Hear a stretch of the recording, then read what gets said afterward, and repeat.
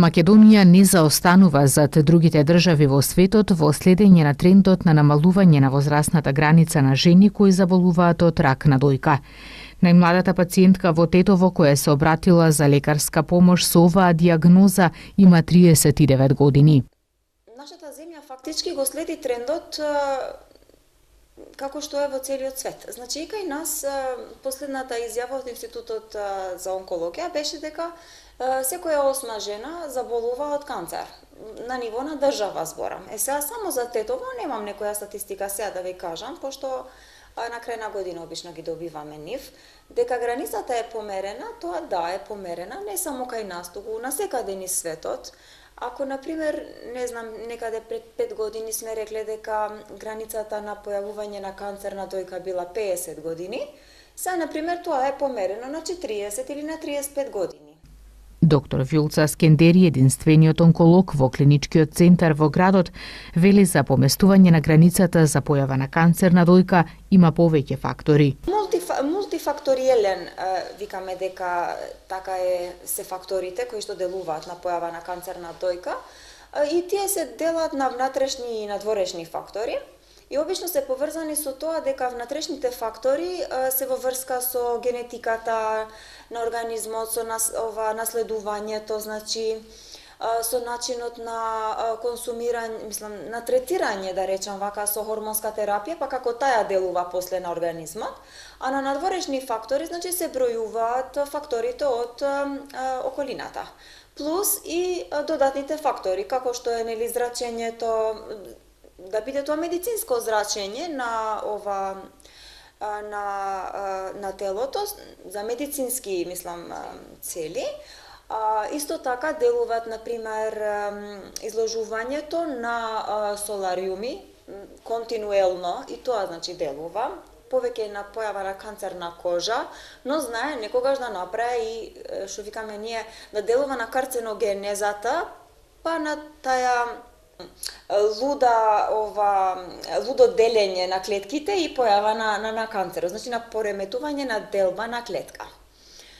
Исто така се вбројува, значи како генерализирано сега да бројам, значи фактори на ризик се возраста,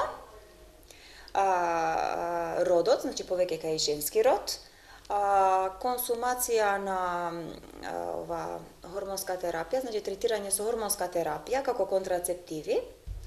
Исто така наследството, значи позитивна анамнеза ние кажуваме, тоа од страна на жената, значи мајката, сестрата или тетката, ако е заболена од канцер.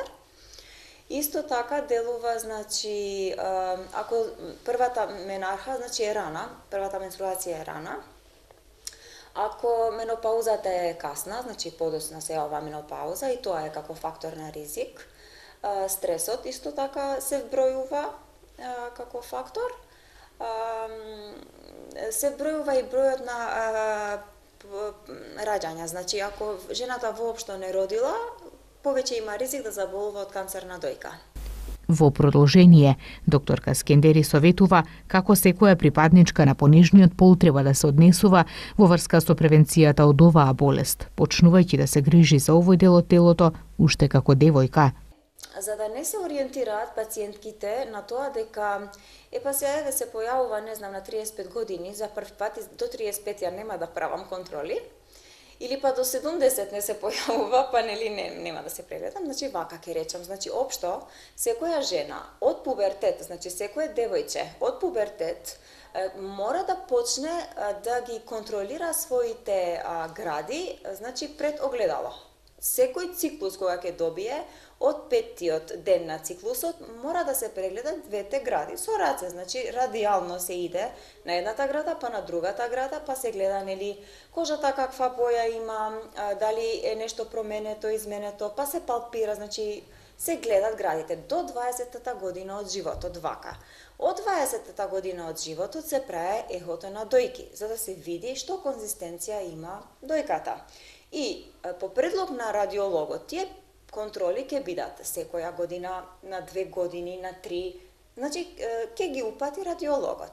И кога ќе наполни жената 40 години, тогаш треба да се направи првата мамографија. Таа ќе биде како референтна за сите други следни мамографии. Исто со консултација со радиолог, дали секоја година, дали на 2 години, значи. Сега, кога жената ќе наполни 40 години, нема да направи само мамографии и толку. Значи, ехото пак ќе продолжи да се направи само во комбинација и со мамографија. И ако секоја жена го следи, значи овој редослед на прегледи на дојката, верувајте, значи и да се појави некоја промена на дојката, бргу ќе се открива и сосема поубав пристап ќе имаме и ние професионалците за да го третираме болеста и фактички жената више да биде здрава. Иако, например, имала канцер на дојка. Што во понапреднат стадиум се диагностицира болеста, третманот се комплицира, значи, и нормално и пристапот не е више исто како што е во раните фази. Клучот е во редовните контроли и раното откривање на болеста, потенцира докторка Скендери. Неофицијално, во оделот за онкологија при Тетовската клиничка болница, месечно за лекарска помош се обраќаат по 6 пациенти со канцер на дојка.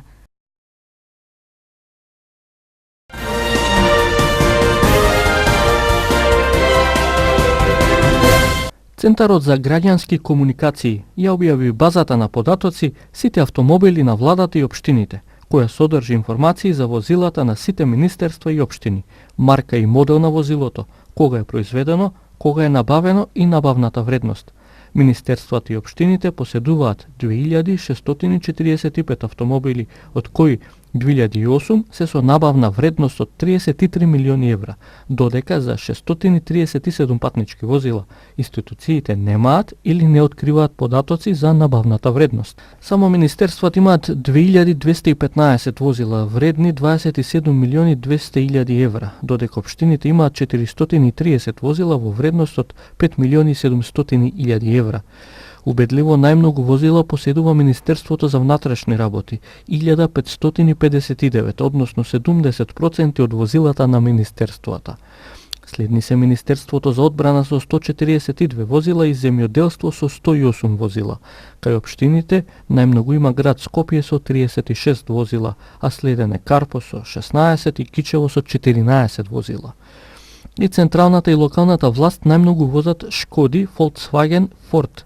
Сепак сите 5 најскапи возила се мерцедеси, купени од Министерствата за внатрешни работи, за надворешни работи и за финансии, како и општините Свети Николе и Кавадарци. Просечната цена на купените патнички возила е 16.690 евра кај владата и 15.051 евро кај општините. Просечна старост на возилата е 12,5 години.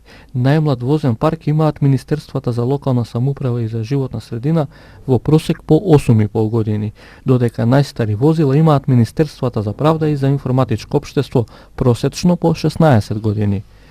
Во однос на возилата, спрема бројот на вработени, произлегува дека најмалку возила по вработен има општина Дебар, а најмногу општина Арачиново. Во Дебар едно возило обслужува 61 вработен, а во Арачиново само 2 вработени. Оваа база на податоци содржи 15.870 поединечни податоци за возилата сопственик, марка и модел на возилото, кога е произведено, а кога е набавено и набавната вредност. Центарот за граѓански комуникации ги обезбеди изворните податоци преку барање за пристап до јавни информации, доставени до 97 институции. Биле потребни повеќе од 3 месеци само за да се приберат информациите. Обработените и процесираните податоци се направени достапни во отворен формат за натамошна употреба. Во информацијата на Центарот за граѓански комуникации се вели дека загрижува фактот дека од 2645 автомобили, дури за 637, односно за секој четврти автомобил, институциите немаат или не доставуваат податок за набавната вредност. Така службата за општи и заеднички работи на владата, например, не достави податоци за вредноста на ниту едно од 113 патнички возила кои ги поседува, меѓу кои се наоѓаат и 40 пасати за потребите на владата, а според податоците од електронскиот систем за јавни набавки секој чини по 40.237 евра.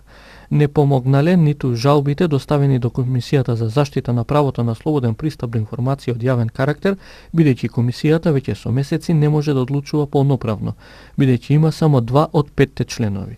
Жалбите се доставени до 9 од вкупно 97 институции вклучени во истражувањето. Кај општините, податоци за вредноста на возилата не откриле општина Тетово и општина Сарај, се вели во истражувањето на Центарот за граѓански комуникации. Најмногу пари за набавка на патнички возила помеѓу единиците на локалната самоуправа согласно базата на податоци, изработена од Центарот за граѓански комуникации, потрошил град Скопје, и тоа 472.000 евра за купени 36 возила. Следуваат Карпош со 303.000 евра за набавени 16 возила и Охрид со потрошени 293.000 евра за 13 возила. Струга потрошила 206.000 евра за само 7 возила. Најнови најскапи возни паркови имаат општините Демир Капија и Чаир. Демир Капија има 2 возила купени за 102.000 евра, додека Чаир за 4 возила, сите купени во 2016 година, потрошила 138.000 евра. Според одделните производители, кај општините исто така доминираат автомобилите Шкода со вкупно 61 возило, потоа следува Фијат со вкупно 38 возила, Volkswagen и Ford со по 35 автомобили. Оваа база на податоци е единствен приказ на податоците за дел од имотот на владата и општините. Република Македонија е меѓу ретките земји во светот во која ниту владата, ниту граѓаните немаат сумарен увид на сиот имот во сопственост на државата, недвижен, движен, акции и удели во трговски друштва, а со тоа и во сопственост на сите нејзини граѓани.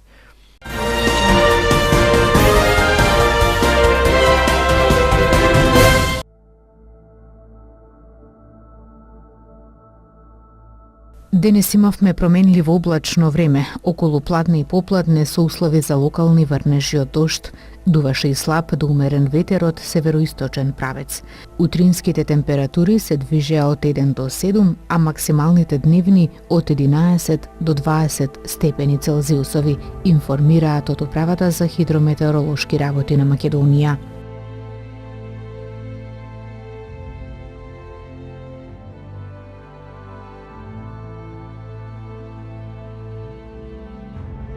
Утре ќе имаме променливо и постудено време со повремени локални врнежи од дожд, а на повисоките планини со услови за снег, со значително паѓање на температурите.